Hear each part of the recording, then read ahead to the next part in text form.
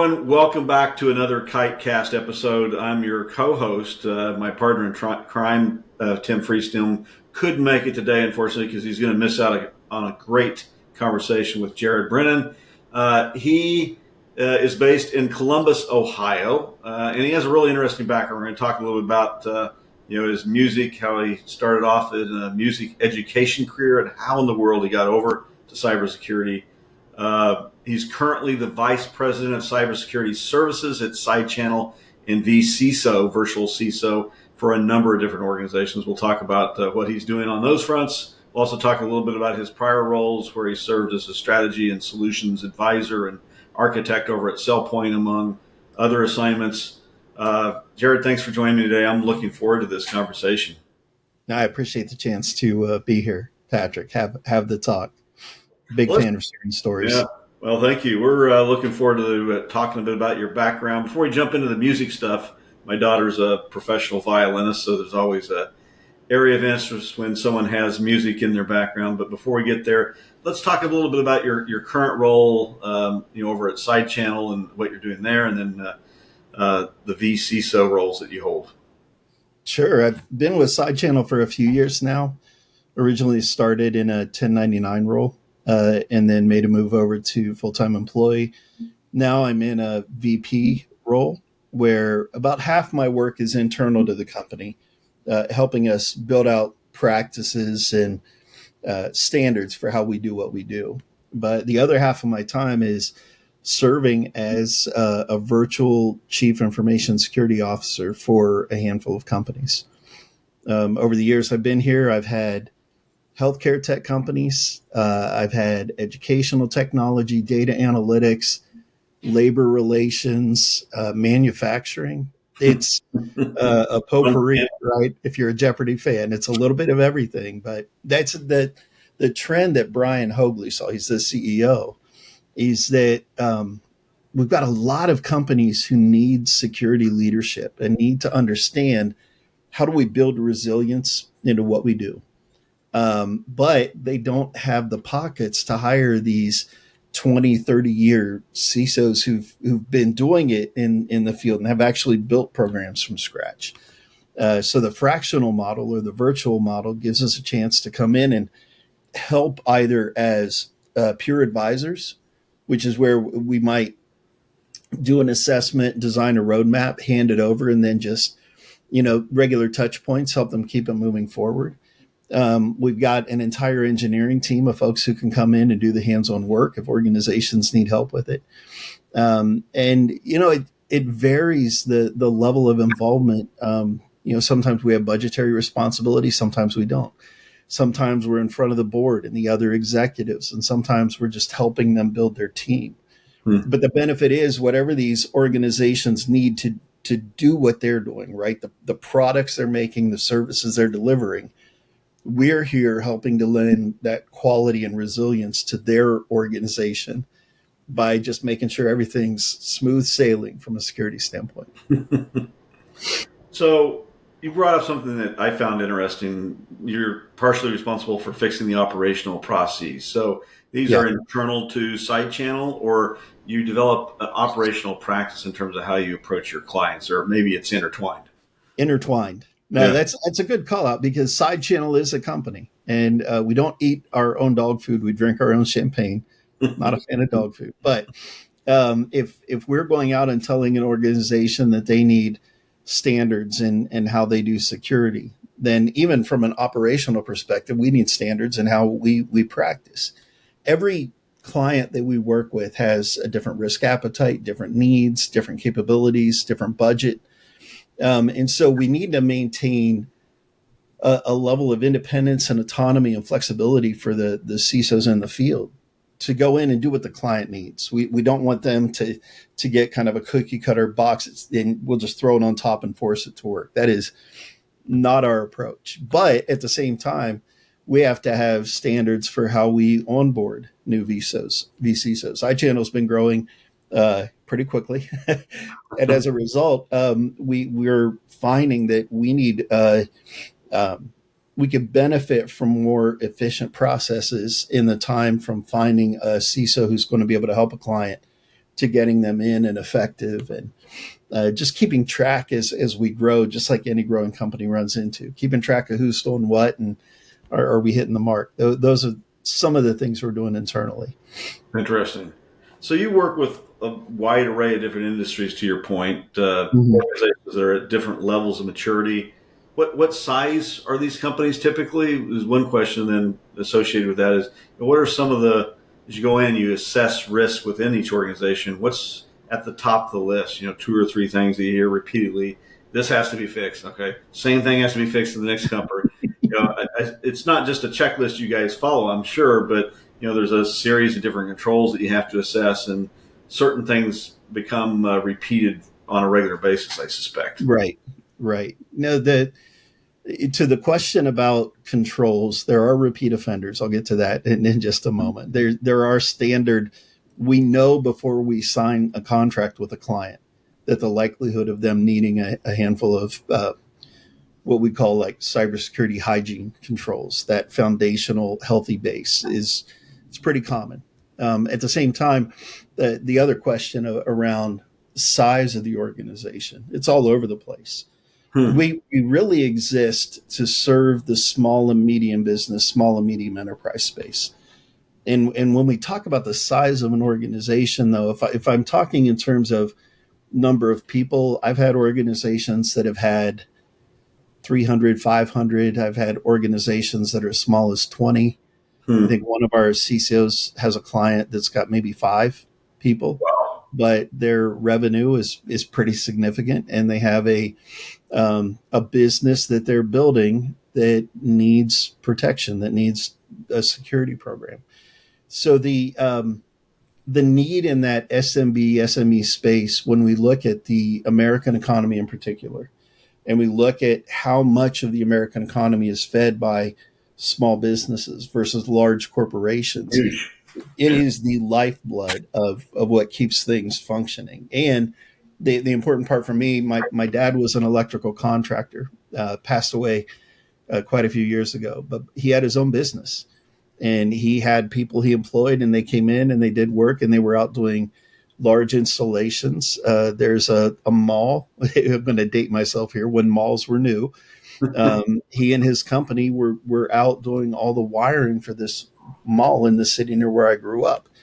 I know firsthand what it's like to live in a family where you've got money coming in and it's either there or it's not. And the notion of resilience, when I use that term, when we look at modern businesses, if you're starting up a donut shop like the one here in Hilliard where I live, Little Donut Factory, fantastic donuts, but they might have a website, they might have online e-commerce. I know I can DoorDash their donuts, which is no good for my sugar intake. But uh, if they set up a website and they want to take orders, e-commerce, then suddenly they become a target. And so that need for that value of lending stability through security has changed over the years since I was a kid, watching it from that small business perspective. But that's that far and away. Those are the clients that we serve. Interesting. Well, digitization changes the landscape dramatically because think about payrolling and how do Yeah, you communicate with third parties? How do you collaborate on the same file when you're working with a third party or even internally, right? So there's sure, the sure. more digitization that happens, the greater the risk. Well, and I should point out too, Patrick, we've got a lot of clients who are publicly traded. Hmm. When I'm talking, we've got clients who they're small businesses. I'm talking they're multi-million dollar revenue streams each year, billion. If the rumors are true, we've got some clients that are making a pretty significant mark, and um, for me as a builder, it presents a unique challenge for if I'm going to a small organization that's highly non-technical, and they might have one or two technical resources that have never done security. That might be a client that I work with in the morning, and then in the afternoon I work with a data engineering company that every data scientist and engineer at the company knows more about coding and building and deploying cloud native solutions than I'll ever know in my life. But both clients need security. Yep. And so we have to understand, what does it look like for each client? How do we interpret the decades of experience that our CISOs have, and then translate that into something meaningful and useful? Yep. What, you look at these small businesses, who is typically responsible for security in them? Because they're bringing in you as a vCISO to supplement, augment their staff. So they don't have someone who owns security, I suspect, in most instances. It may vary, but there's someone who wears multiple hats, and security just so happens to be one of them, probably. Yeah, that notion of ownership, unfortunately, tends to be a little scattershot. We've got, I can point to one client that I've worked with where security is now a function that falls to the CTO. Hmm. If I'm looking at the CTO CIO relationship in an organization, that's very common. Someone in that function, although depending on the size of the organization, if they have a VP or a director who needs help, then they might bring us in. Hmm. I have another organization that it's more of a director of IT technology that I support, where they have a CTO function and they're building out an application. And we do a lot of application security work, a lot of cloud security, a lot of identity security. But the ownership of security, the onus really falls to this director. Hmm. And I did have one organization I was helping that had they had someone on staff who was an information security officer, Hmm. but they didn't want to promote that individual to chief information security officer until they had some time working with a CISO in a mentoring capacity. Interesting. So Yeah. that was a fairly large organization by comparison in terms of staff and teams. But the role that they needed was not just the security assessment, the understanding of where they were, the roadmap, some support around things like SOC 2, which we get a lot of questions around SOC 2 Type 2 initiatives, but also how do you enable my people to be able to do security after you're done here? Hmm. Because sometimes someone comes in with a short-term plan and says, "Look, we need you for a few years to help us build this function out, and then as we grow, we'll take it from there and maybe lean on you in a pure advisory capacity after." Yeah. Where others have more of a long-term plan to say, we want to maintain the relationship and stay the course. Hmm. So we adjust. So, you brought up an interesting point. You mentioned SOC, which is one of many Mhm. security standards out there. Are you finding that those security standards are driving organizations to harden their security measures, to look outside their organization because they don't have a level of expertise in ISO or SOC or even FedRAMP? If we start talking about organizations that do business with the federal government, is that one of the driving factors behind your engagements? It is. It's actually a very significant one. Not just the SOC 2 Type 2, but the SEC compliance, the rules around Mm-hmm. security and threat detection. That's driven quite a bit of conversations from organizations that are publicly traded that might say, "Well, we're not quite ready for this. What does this even mean?" Hmm. And then it's not just a matter of going to a consulting firm and saying, "Tell me what we need to do." And then a consulting firm drops a report and walks away. But it's, "Oh no, now that I know what I need to do, what's the day to day execution look like? How do I actually move the ball forward?" So that SEC compliance is driving a lot of conversations. The SOC 2 discussions tend to fall in more of like a competitive market conversation. Hmm. I supported an organization that pursued their certification. It was more in the healthcare space, not the SOC 2 specifically. The reason, though, they pursued that specific certification was because their competitor did not have it. And for them to be able to go to market and say, "We are taking security seriously here. We're protecting your data. You can trust us." And it's not just the sales and marketing team telling you that. We've been independently validated Yeah. by CPAs who have rules that they have to follow to make sure that they're asking the right questions and acting with integrity. And they're the ones saying that we're doing this right. Who would you rather buy from, us or the competitor? So it's driving, in my experience, the more forward thinking C-level execs who understand that security has become a market differentiator. It is a competitive advantage. It may not be as significant as some of the other factors, but it is definitely a factor, especially in B2B transactions, that your customers and your prospects are considering. Yeah. We found that true with our business, but we're selling to highly regulated industries that all want to see SOC. They want to see ISO. Some Right? obviously want to see FedRAMP moderate or even FedRAMP high in a few instances. So those are competitive differentiators for us. We find that there are some in the marketplace that will say we're FedRAMP like. That means they haven't gone through the 400 and some Yeah. FedRAMP controls, right? Are you Yeah. finding some of your clients want to skip that step and say they're SOC 2 like, but they didn't necessarily go through the actual audit? That's the benefit of the side channel relationship. Every vCISO who steps in is putting their integrity on the line.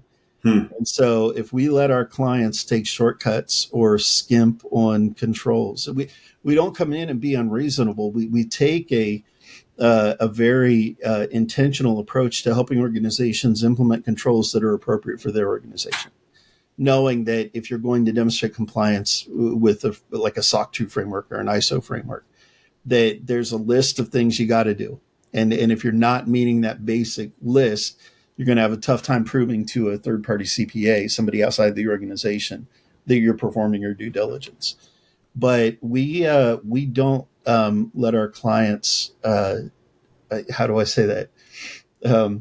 We don't let them misrepresent. Yeah. It's at the end of the day, it's really about helping an organization build the kind of resilience that's going to enable their customers to get what they need. That's going to enable them to keep their people on staff so that they don't have some sort of incident or event or some happening that could have been avoided that results in a reduction in force or a change in their staffing model. Yeah. It's a very personal thing for me, and I'm very transparent with the clients I work with. I take care of my people, and the notion of if you're one of my clients, by extension, you're one of my people. And then the people who depend on you for a paycheck, the people who are buying from you, they're also, it's my responsibility to do right by them. Hmm. And I'm fortunate that that's a pretty common sentiment here among the team. It's a good company. It's a good group. That's great. That's the right philosophical mission statement to have for sure. CMMC is, the final rule was just passed. It goes into effect, what is it, in January?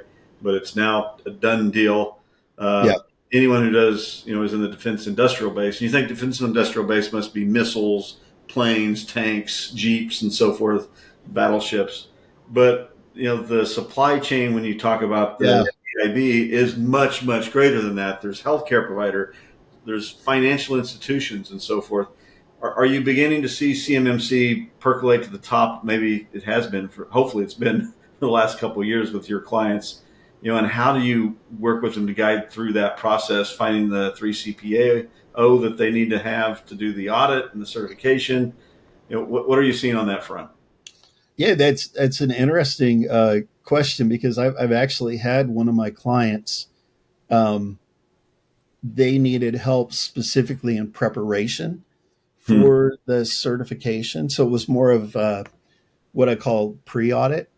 And I was able to come in and help them examine their system security plan. We went through all the poems, the plans of action milestone that they put together, all these artifacts that they developed, every policy that they built.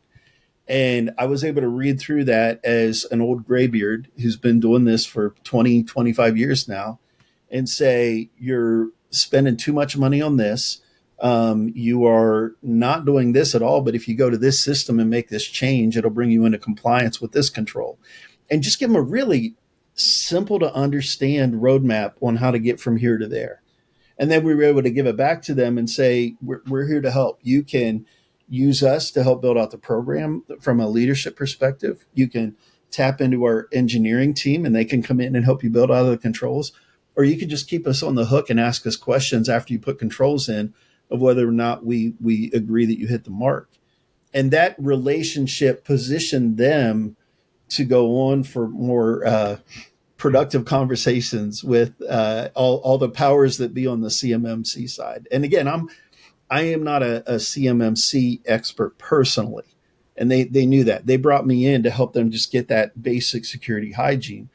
When they had a second location that they wanted to run through the same process, we did bring in our CMMC expert, because the other benefit of having a group of vCISOs as large as we have here is we've got people who've worked in every industry, and not just, heard about it or read a couple of reports, but they've been in the hot seat building these programs, facing auditors, talking to the board.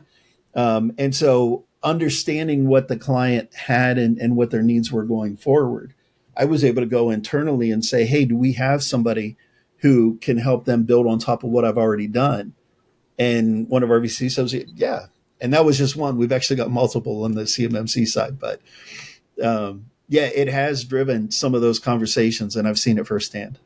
That's interesting. Well, the advantage of an organization like yours is you have, this whole community of former CISOs that belong to it, and they all have different levels of expertise. So you're not necessarily stuck with just Jerod. You get the entire team. If anything, Jerod's just the point person. I'm the single throat to choke if you need anything. But if you have a question about literally anything you're doing in your environment, we had a client who went through a migration from a colo data center to AWS. And we were able to help them out because we have AWS experts internally who were able to give them some guidance on what they should build out. And now we're looking at what they're doing in AWS, saying, you know what?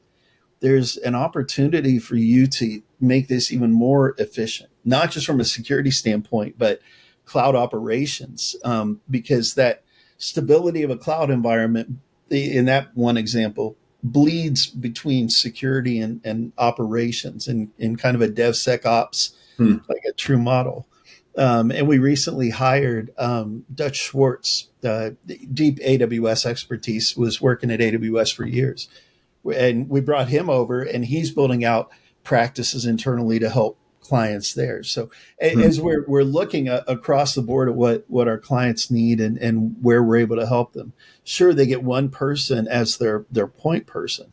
But anytime a question comes up, if we don't have the knowledge internally, I guarantee you it's a conversation among leadership. Should we? And then we end up bringing somebody on board. It's fun to watch. Interesting. So I asked this question a little bit ago, but we got sidetracked, I think, in regards to what do you see as one of the more, the most pressing issues when it comes to cybersecurity? And I'm curious specifically when you look at data security and the sensitive data that's being exchanged. You have collaboration taking place. You're sending documents to external third parties. What does that risk look like? And I assume that's part of your assessment process you go through with your clients is, where is their data, which is sometimes very difficult to figure out. Yeah. What type of data is it? Who has access to it? Who doesn't have access to it? What's that process look like for you? And do they still need it? That's the other conversation I'm having at all my clients. The data security challenge is definitely very real. We run into that with each of our clients in terms of it might start as an executive saying we need data loss protection.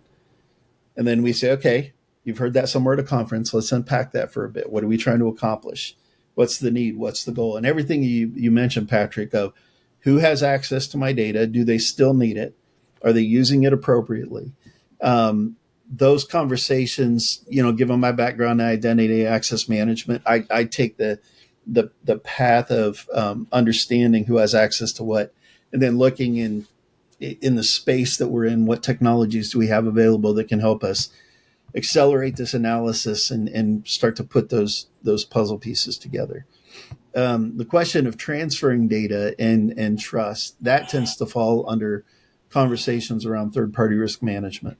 Yeah. Supply chain security, just as you mentioned with CMMC, is every single client that we work with has to deal with it to some level. Yeah. I was supporting a client who's heavily invested in on-prem, and they've made a conscious decision to minimize their cloud footprint. So from a data security perspective, they've taken almost a bastion model to say it lives here, doesn't leave here, and we're going to keep it safe. With my cloud native clients, it's not even a consideration, right? We can't say we're just going to keep it in one place. And so we have to do some vetting of our third party service providers. We've had to put standards in place about what is okay for different data use cases and what's not. Sure, it might be convenient if one person wants to use O365 and somebody else wants to use Google Drive, but if we've got a standard as a company that we manage one environment and not the other, then maybe we need to start porting people over. I can look at all the file exchange services in the market, and everybody's got a reason that this one is their favorite. But really, if we've got to standardize, unless we've got the ability to control all those connections, that's where we start. But it's that notion of control. Even as I said that word, I had a bad taste in my mouth, because it's not the intent of security. It's about enabling the business to do what they want to do. And when I say want to do, it's the goods and services, it's the growth, it's the revenue that ends up paying for the salaries and the benefits and everything that helps the employees have a stable, safe life at home. And when we look at these questions, it's okay, you tell me what you want to do. I'm going to tell you my recommendation for doing it securely. And then we work the conversation from there about what investments do we need in people to help us manage these processes? What investments do we need in technology to help automate some of the management? But as long as we can see it and we have the ability to either enforce policy proactively or to detect on the back end who's doing what with the access they have, we're able to get a little closer to what we consider a stable and resilient organization. Yeah. You brought up an interesting point about your client that was bringing everything back on-prem. Are you finding that that's a trend, and is it associated with cost? Is it associated with these hybrid or tenant environments, multi-tenant environments? Is there risks there that has them concerned? What's driving that movement? Or first of all, do you see a trend in that direction? And if so, what's driving companies to make that decision? Sure. Yeah, with that client in particular, they have always taken that approach, and they again made a decision some years ago to say we're going to be intentional about what doors we open, what windows we open in the environment, and they've been pretty tightly controlled. Now they do see that there's a benefit to the automated processes, the spinning up, spinning down, spinning out resources. They have a very specific business model. And when I say that, I know every organization has a specific focus, but with what they do, they don't need to leverage everything that the cloud has to offer. Now, by the same token, the client that I have been working with who's building out cloud native solutions, they do clearly understand what the cloud has to offer and how they can benefit from it, not just in terms of delivering their solution, but also in building it. And in those environments, the question of what's driving decisions around what they do in the cloud is it always starts with cost, always.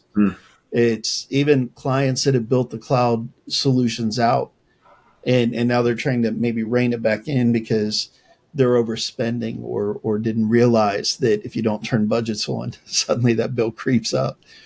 But then, when I have a client who hits a certain level of security and operational maturity, they'll take a look at what they're doing in the cloud and say, okay, how can we build out in a stable and responsible fashion? And where, they may have had a single cloud tenant that had dev test prod all, inside, and they were trying to manage all these different networking rules to keep the environment separate. Instead of building out that kind of flat network in the cloud, they're able to spin up different subscriptions, tenants that are entirely separate from one another to truly preserve the integrity of the environment and the data within. So yeah, it's initially driven by cost, almost always. That's been my experience. Yeah. But then there comes a point where the more mature organizations are saying, wait a minute, is the cost worth it? Are we actually seeing a benefit here that is helping us accomplish our business goals? And then the cost conversation switches to one of, okay, how do we build out with stability? How do we add things that inevitably include security modules and controls? Yeah.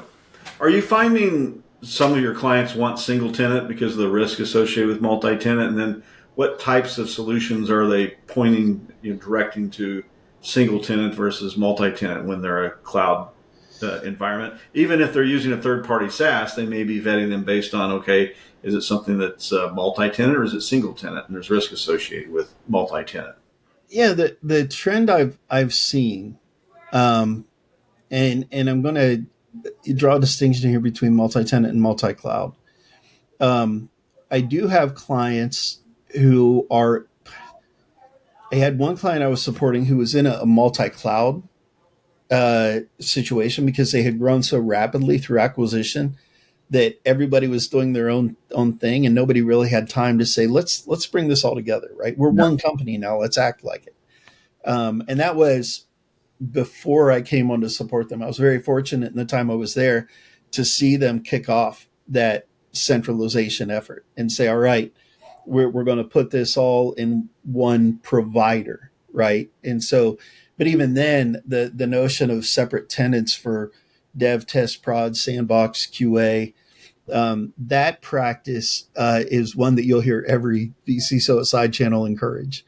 And so we are seeing the, if I could call it a multi-tenant approach from that perspective of building out separate tenants for the purpose of different internal use cases.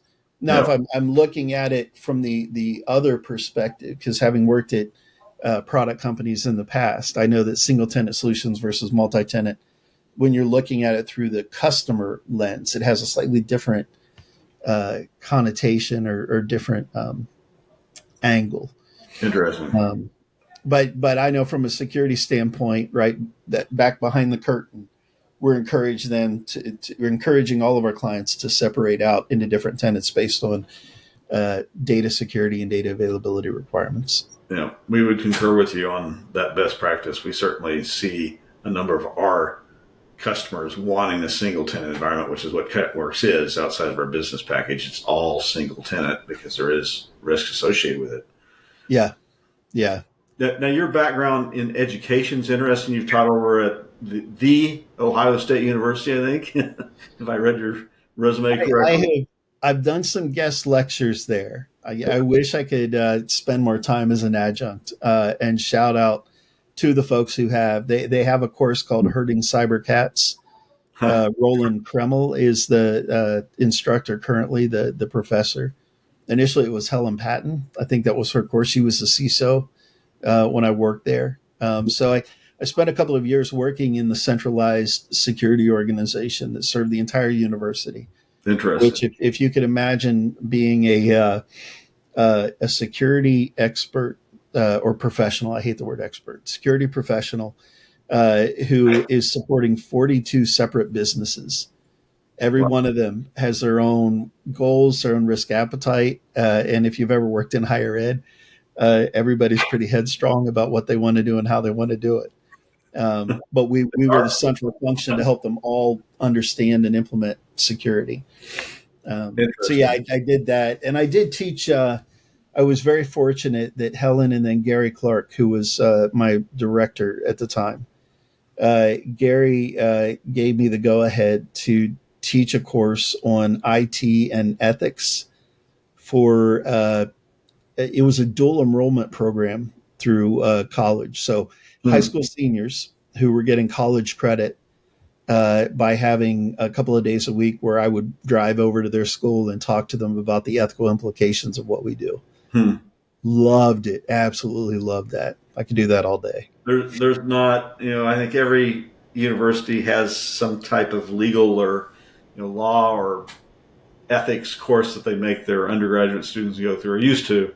I'm old like you, so maybe they don't do that anymore. Our daughter just finished her MBA, and I think she was baked into one of her legal courses, if I remember correctly. So there's probably not enough conversation that takes place around the ethical dimensions of just being in business in general, but then cybersecurity takes on a whole new level of implication, I think, when you start talking Yeah. about these.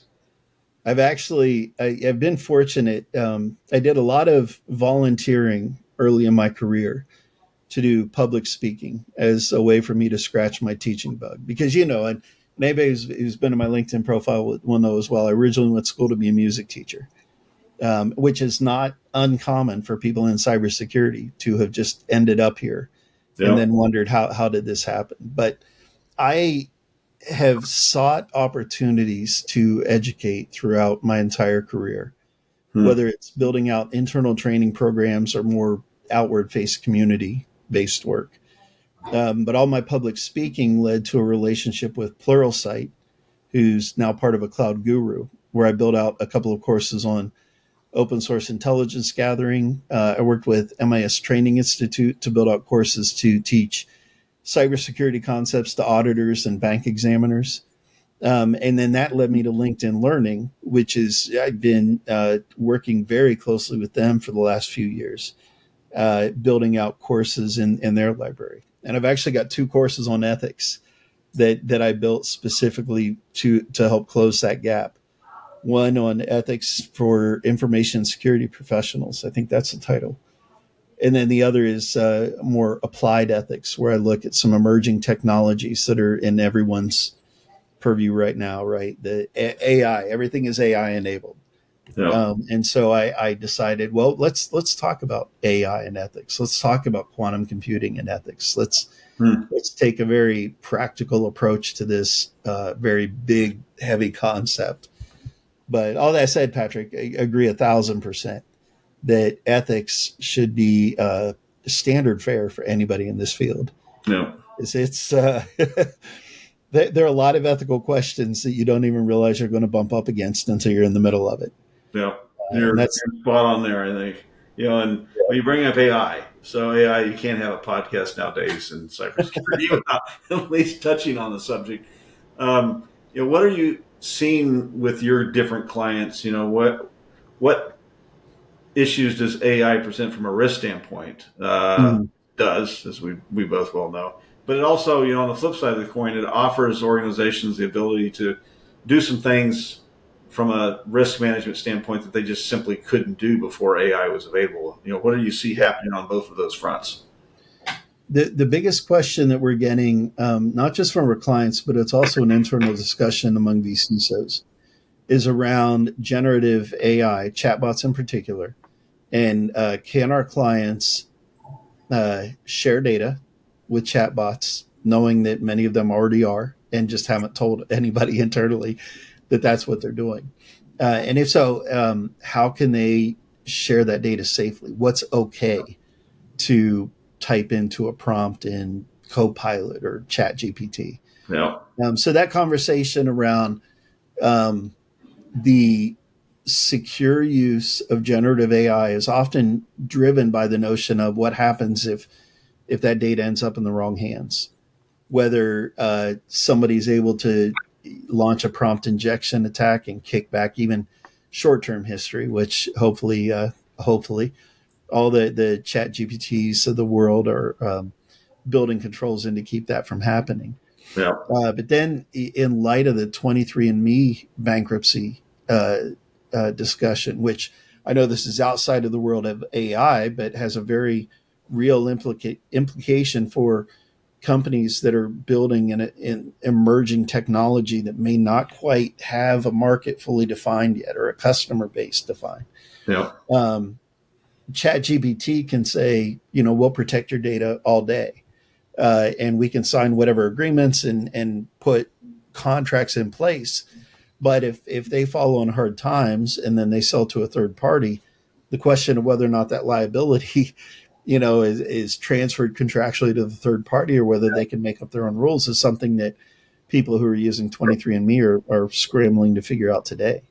So Yeah. the notion of, okay, we're going to do this, what's the long tail of us doing this? What might happen in 3 years or 5 years if things change? Do you think That's are they thinking through? This is an interesting point, and we believe that they aren't, and that solutions are needed in the marketplace to control and track, your the data that you're loading into those public AI tools, and more where there's a play for private LLMs at the same time. What are you seeing with your clients? Do they know that it's happening? They're guessing it's happening. Are they concerned that it's happening? Kind of where are they at when you have the AI conversation? If we have a more mature client who's got, pardon me, a deep technical knowledge in house, if they're building a product, for example, and we've got a lot of data engineers and data scientists and such, they might have the capability of building their own LLM. My brother-in-law works for a very large multinational financial institution. Hmm. And I was just at one of his daughter's soccer games a couple of weeks ago, and he was talking about the internal LLM that they had built. Hmm. Not on his team, but he's in a technical role, but he's one of the consumers of this internal solution. If you've got that much money, yeah, maybe you can throw a couple of people at the problem and say, build it out. Google Notebook and what's the LM they're building out? I know you can build your own with Google Notebook. Mm-hmm. I've not tried it yet, but throw like 50 PDFs in there and build just a very elementary LLM. Yeah, that's an option, but realistically not for many clients. Like in our world, when they're trying to figure out how to keep up with patch management and how to embed security into the application development lifecycle, right? And they might be building applications, but not actually testing the security of the apps as thoroughly as maybe they should. The notion of building their own LLM internally is just off the table. Yeah. So we are working. I know we've talked to folks internally. Part of being a vCISO SideChannel, we're meeting new vendors on an almost weekly basis in the market. Who's doing what, and how are they leveraging newer technologies to solve some of these problems? So I've seen vendors through those internal conversations who provide a little more security around generative AI in particular. I'm a big fan of Lekera out of Switzerland. Hmm. They developed the Gandalf tool or game, and when it dropped, I was hooked right away. And it's an intentionally vulnerable generative AI chatbot. And your goal for each of the 8 levels is to trick it into telling you a password. Huh. And it gives you, as a security professional, a developer, an engineer, if you're thinking technically, how did they build this thing, which is what leads you to how can I get around the controls that they built into this thing, then you can start to see some of the patterns that an attacker might take, or some of the ways an end user might unintentionally expose sensitive information. So I really like their gamification approach. And it's just, I wrote up a whole walkthrough on it, and I've never done that before. Huh. But I had such a blast doing it that I thought, I'm going to put this together, throw it on LinkedIn. I'll obfuscate all the passwords so that people at least have a chance to give it a go. But really love the work that they're doing. And some of your training classes are all available, or many of them probably are available on LinkedIn. I assume that's where our audience can find them. They are. Among many others. If you were to go to LinkedInlearning.com or LinkedIn.com/learning, or I think if you go to my profile, I've got a link out to my author page. That will show you all the courses I've got Courses you've published. developed. Interesting. I want to say the current number, like the user facing number, is something like 16 or 17. What I see from LinkedIn, from their communication with me, is something like 40. Because I developed my 2 ethics courses. I developed a course on soft skills. Big advocate for the non-technical side of what we do. Go figure. A guy who wants to go to be a music teacher wants to talk about the non-technical stuff. But they've translated those courses into multiple languages to give learners outside of the U.S., learners who aren't English native speakers, a chance to dig into the same concepts, same ideas. So, yeah, So I love actually here in about a week, next week, actually, I'm heading out to their studios to record another class. It'll be a big one too. I can't talk about it yet, but I was about to ask you, can you tell us the topics? no, I can tell you very generally. that I've built multiple courses on LinkedIn learning around application security, Mm-hmm. and this course will fit very well in that collection. That's about all they'll let me say on it right now. But Well, after it's published, we'll throw it into the web page and the pages on some of the audio I'd appreciate that. I think your viewers, your listeners would really dig access it, it. They can especially anybody in the app couldn't talk sector. about. Yep. Yep. So I would be remiss if I didn't ask you one final question. How in the world did you get from music into cybersecurity? Was that a process, or did it happen overnight? What prompted it? I'll try to keep this as short as I can. This is one of my favorite stories. I got kicked out of my student teaching experience in my senior year of college. I gravitate toward the troublemakers. And I was studying music education, which was voice, choir. Mm-hmm. And when you see 300, 400 kids a day, you can't just focus on two or three. But I've always been the one to see, well, the reason they're being troublemakers, at least in some cases, is because they have a potential that's not even being addressed, right? You don't even see what these kids are capable of because you're busy focusing on everybody else. And so after a disagreement with my cooperating teacher and then my academic advisor, they said, look, you've got enough credits. You've been here more than enough. You'll graduate. But I don't want you coming back. And then I graduated and thought, well, now I don't know if I want to teach. If that experience was going to be what I'm up against every day, I'm just going to get fired in the first year. Is there anything else I can do? So I delivered flowers, I mowed grass, filed medical records, taught piano lessons. I spent a little bit of time in seminary doing youth ministry. That's another another little side. But my wife and I started a family, and I asked myself, is there something I could really sink my teeth into that might have career potential to it? Because hopping from one job to another wasn't giving me the opportunity to generate the income I wanted to take care of my family. Yeah. And I found a job doing hardware repair for computers because I've always been a nerd. I was doing little shortcuts on the Apple IIe over at my aunt's house to try to get it to spit out memory on the screen. I had no idea what I was doing, but I'm like, I made it do that. And so I thought I'd try the computer thing. And then that led me to a customer support job in IT, phone support, which led me to an interview with an enterprise that used the software I was supporting. And thank goodness, HR teams don't always use the same criteria to describe their employees, because at the call center, I was a level 1 tech, which meant I was brand stinking new and didn't know anything. Yeah. At the company I was interviewing with, level 1 meant you were the top notch, like knew everything. And when I got in for the interview, I found out that the hiring manager wanted to cancel the interview. Number one, when he realized that gaffe. And number two, because he couldn't wrap his head around how somebody in music could step into an IT role.